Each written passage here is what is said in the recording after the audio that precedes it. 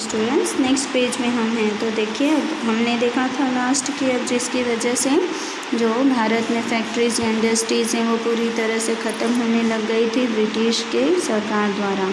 और इसके अलावा जो वहाँ के किसान थे वो डेप्टर्स बन गए, डेप्टर्स यानी कर्जदार बन गए। अब कर्जा भरते भरते और बिना मतलब का टैक्स देते देते वहाँ की जनता या वहाँ के किसान जो हैं वो पूरी तरह से गरीब एंड अनएम्प्लॉयड यानी बेरोजगार हो गए। The company traders forced the weavers of Bengal to sign contracts with providing definite quality of cloth in a short period.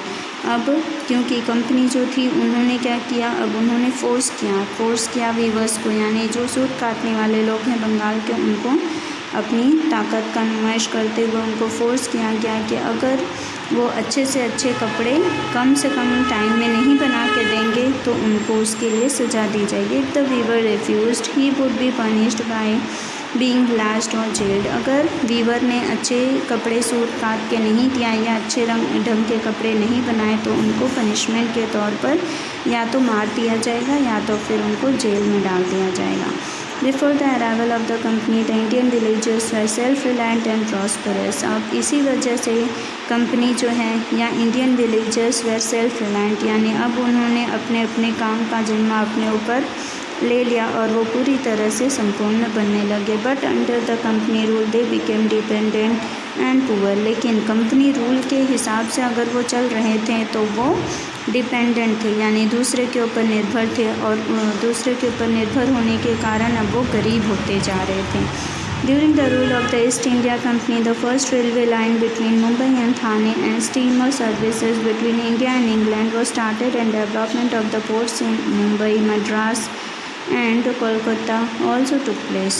अब जिसका नतीजा क्या निकला, जो पहली रेलवे लाइन जो शुरू की गई थी मुंबई और थाने के बीच से और इसके अलावा स्टीमर सर्विसेज जो थी जो कि सिर्फ इंडिया और इंग्लैंड से शुरुआत हुई थी उसका भी डेवलपमेंट पोर्ट्स इन इंडिया, उसके साथ साथ नए नए पोर्ट्स का निर्माण किया गया। कहाँ पर? मुंबई, मद्रास, कोलकाता में।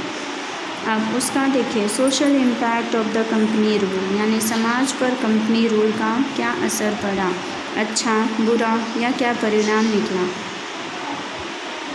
Social impact of the company rule. During the British administration, the spirit of freedom of speech and thought developed among people due to the development of newspaper.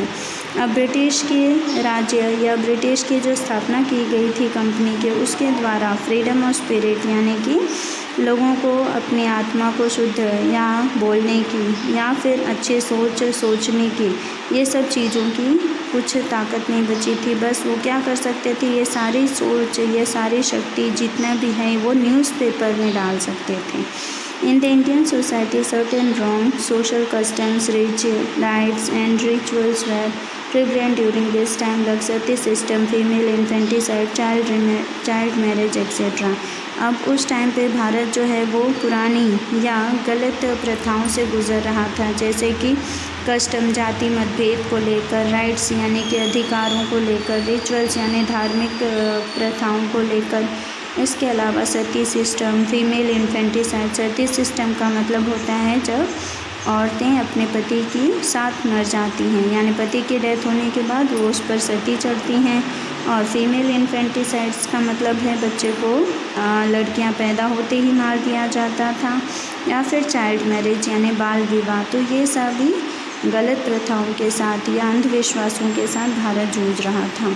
Raja Ram Mohan Roy, Durgaram Mehta, Behram ji Malabari etcetera were the stalwarts whose role was instrumental in getting the laws passed with the help of British। अब उनमें जिन लोगों ने इस चीज़ का जिम्मा लिया या जिन लोगों ने गलत प्रथाओं का विरोध करते रहे आगे बढ़े थे, उनमें से थे राजा राम मोहन रॉय, दुर्गाराम मेहता, बहराम जी मलबरी। तो ये सब कुछ ऐसे लोगों थे जिनके लिए में ये सब चीज़ें गलत हो रही थी और उसको अन्याय के प्रति उनको न्याय की शोध थी और इसलिए इन्होंने ब्रिटिश से हेल्प मांगी थी। As the administrative framework in India was anglicised, there was a demand for people with knowledge of English। अब उस टाइम पे विदेशियों ने या ब्रिटिशर्स ने क्या कहा कि इसके लिए भारत के लोगों को शिक्षित होना पड़ेगा और शिक्षित होने के साथ साथ उनको अंग्रेजी भाषा का भी नॉलेज होना चाहिए। English education began to be imparted in India due to Lord Macaulay's endeavours. अब इसी वजह से इंग्लिश एजुकेशन का शुरुआत हो गई भारत में, हर स्कूलों में या हर जगह शिक्षा दी जाने लग गई, जिसकी शुरुआत की थी लॉर्ड मैकॉले एंडेवर्स ने as recommended by Charles Wood, और उनको रिकमेंड करने वाले थे Charles Wood. Universities were established in Mumbai, Madras and Calcutta.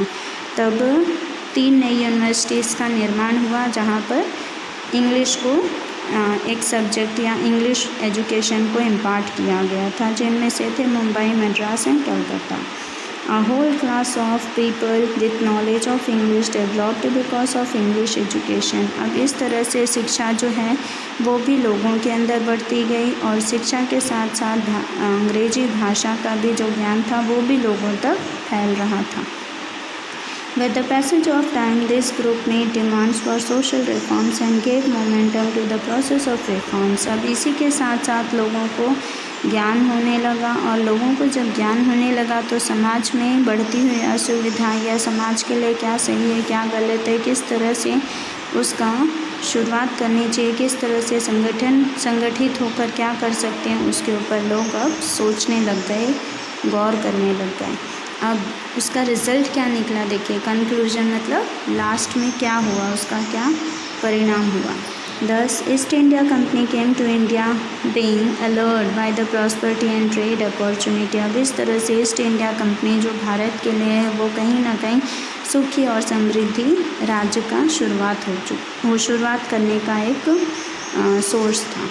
The company rule in India produced certain good and bad results in the political, economic, social and cultural fields।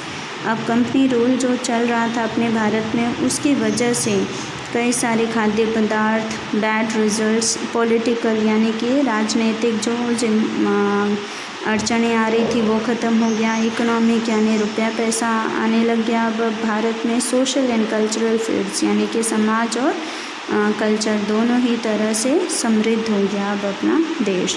The company adopted the policy of making England prosperous at the cost of India and the reforms they made in the administration. Company ने adopt किया policies, किस तरह की policy कि England prosperous है यानी कि England जो है वो समृद्ध देश है, और उसने इंग्लैंड ने ही भारत को भी एक सुखी और समृद्ध देश बनने में काफ़ी सहायता की थी। For their own interest indirectly prove to be the beneficial for India. अब इस तरह से इंग्लैंड कहीं ना कहीं डायरेक्ट या इनडायरेक्ट इंटरेस्ट लेने लग गया भारत को सुखी और समृद्ध देश बनाने में। तो ये रहा आपका चैप्टर ओवर हो गया है। So our chapter is ended. Thank you students.